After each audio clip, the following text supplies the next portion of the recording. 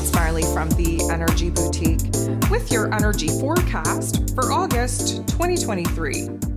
So on Wednesday, August 16th, we're going to have our new moon taking place in Leo energy. It's going to be taking place at 23 degrees, 17 minutes of the sign, and we will reach that peak energy at 5:39 a.m. Eastern Standard Time. So this would be a great opportunity for you to download the moon guide if you're interested in doing some shadow work to truly align with this particular energy and the manifesting abilities that it's going to provide us with. It is a good reminder that this is a very powerful time in the calendar, mostly because we're in Leo season. This is the heart and soul of the zodiac. And of course, the sun is in Leo, which is its place of power. The moon in Leo energy, which means that we're breaking out of our comfort zones. We're breaking away from the old in order to really stand in this new version of self, these new energies, these new ideas, these new inspirations. And we're really looking to kind of blaze a path away from where it is that we've been. And we're really taking a good look on where it is that we have the desire to now move to. So let's kind of unpack it just a little bit. Now, we have to understand that the Leo energy is our soul self being expressed in this physical meat suit. So we also want to understand that the inner child work that gets triggered and activated around this particular point in time in the calendar, first of all, stems back all the way to the summer solstice with Cancer season, because Cancer season is the kind of generational trauma, the lineage, the foundation, the roots from where it is that we come from, and of course, where our soul gets shaped, conditioned, programmed, if you will, in our upbringing. Now, the Cancer energy part of the inner child work is kind of taking a look at the generational trauma, taking a look at where it is that we kind of have to nurture ourselves back to a place of stability, health, and wellness. The Leo part of the inner child is the real, raw, authentic version of ourselves. It is where the childlike curiosity stems from, the childlike creativity stems from. It is really where it is that we want to stand out. We don't have a desire to fit in. And if you think back to, those developmental ages as a child, we weren't looking to fit in. We weren't looking to kind of dim our light. We were looking to just explore the world and to be our true selves and to find things that we enjoy doing and to just kind of, have that curiosity to ask why to everything. And, this is the point in time in the calendar where many of us struggle in our heart space, where we're peeling back the layers of the conditioned version of self in order to reveal where it is that we've abandoned that particular raw, real, authentic version of our inner child and where it is that we have plans to return to those particular parts of self. So it's definitely an interesting dynamic. And this year we have an overlying kind of cycle play into that because, of course, Venus, the goddess of love, beauty, worth, pleasure, and money, who has been retrograde in this Leo energy. First of all, she just closed the door on an 8-year chapter here on August 13th. She just opened the door to a brand new chapter where she needs to be heart aligned, returning to her real, raw, authentic self. Realizing in her heart space the physical realm and reality that she's built based off of the egoic programming, the egoic conditioning, the routines that she's gotten herself in due to her lack of boundaries, her lack of self-love, her lack of self-worth. The relationships that she's gotten herself into based off of all of those inner child wounds that still have not been healed or resolved.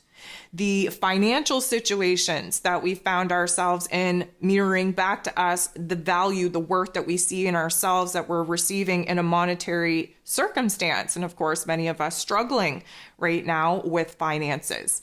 Now, the Leo energy is returning us to our real, raw, authentic versions of self. And because Venus has been reborn, resurrected due to her interaction with the sun on the 13th, this is the first time with the new moon in Leo, the first time that we're really starting to anchor in this newest version of self, this new attitude, this new mood, this new idea of what it is that we kind of have to sort through in our physical realms to discern what needs to stay, what needs to go, and who needs to stay or needs to go.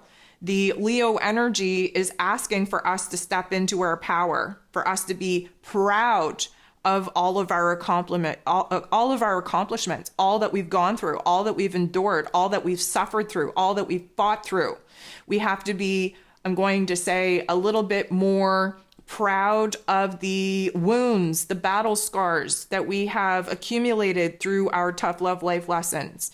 And in that, step out of playing it small, step out of the darkness, step into the spotlight. We're standing in a new truth, a new mission, a new purpose. We might not have all the details. We might not have a clear vision on what that means, but we know what we're moving away from.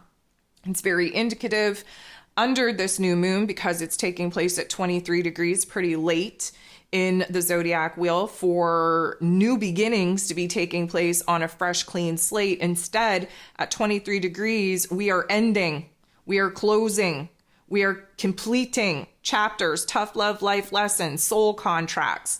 The only new thing that is being initiated, that is beginning around this new moon, is something that is only taking place due to the endings and closures that are taking place or have already taken place.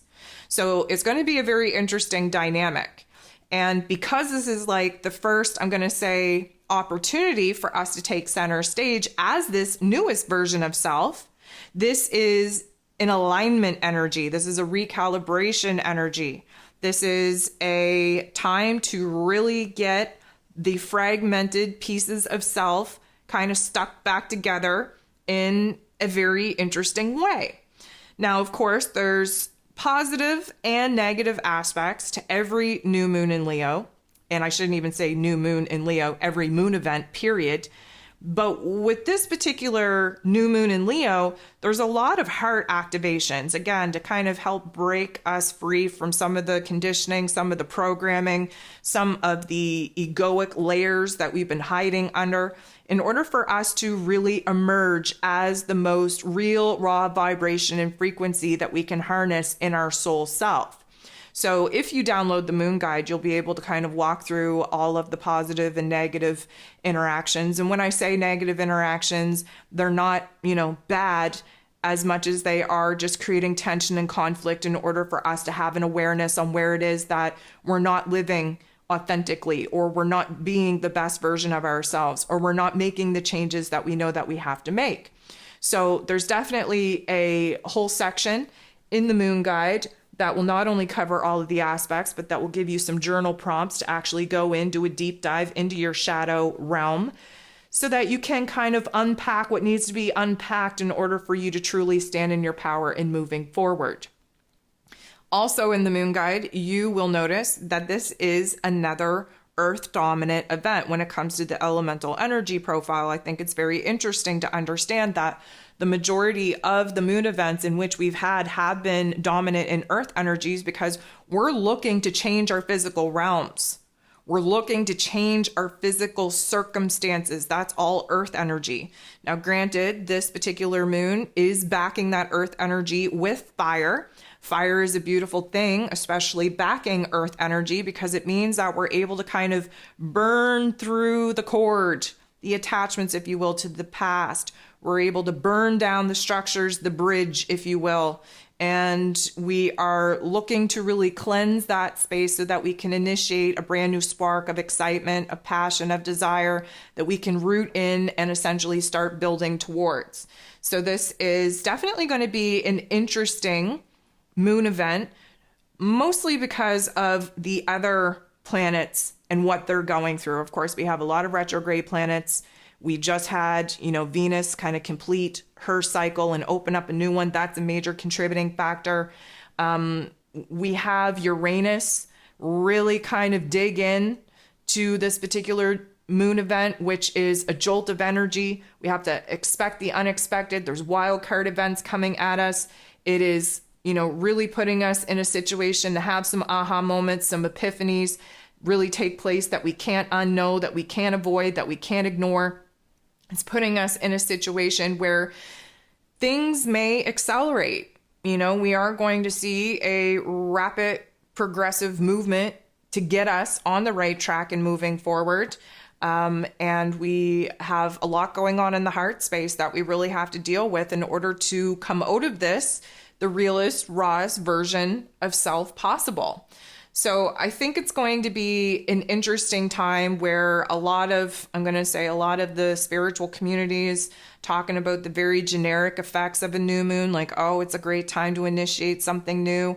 Oh, it's a great time to be, proud of yourself and, embody the boldness and the bravery and the courage that you need. But again, at 23 degrees, I feel this is more about endings and closures than it is about starting something new. And when we have that passionate energy, that intensity of our heart space leading us to truly express ourselves, to me, this sounds like a perfect opportunity to get some things off of our chest, especially where Venus just got kind of reborn again.